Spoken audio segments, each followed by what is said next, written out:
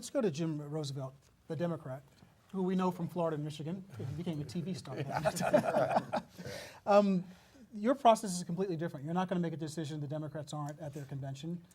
You'll probably make a decision whenever you want, knowing how Democrats operate. Well, there is Not to be facetious about it. There is a pattern for the Democratic Party in making its rules for the National Convention. We have always made our rules following the national election.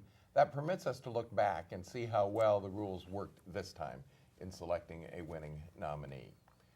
The problem with the two different cycles is that in order to make change, there needs to be some congruence between the Democratic Party way of making rules and the Republican Party way, since the national parties then have to go out and persuade the secretaries of state and the state legislatures to schedule primaries if it's primaries, or go ahead and schedule caucuses if the state parties are running caucuses.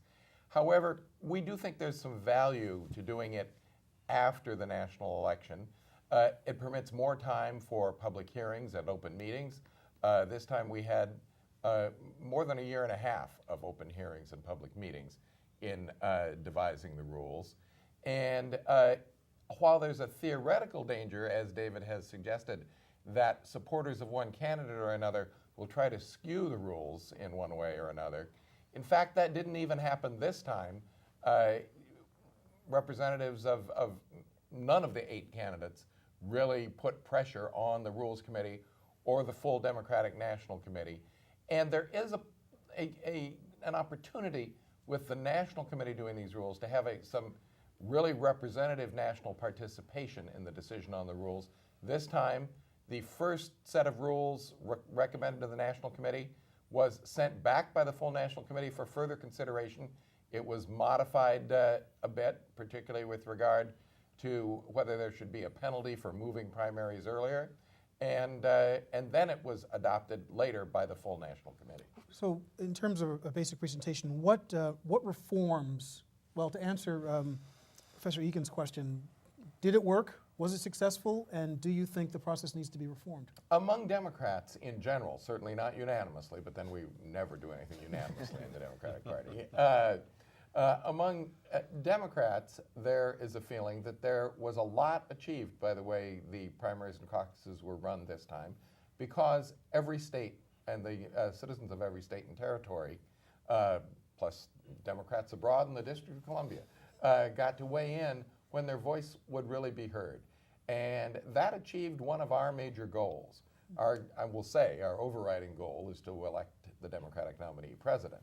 But participation, which certainly has reached unprecedented levels in this cycle, was fostered by the process this time. So there's a lot of people who see value to much of how things were run this time.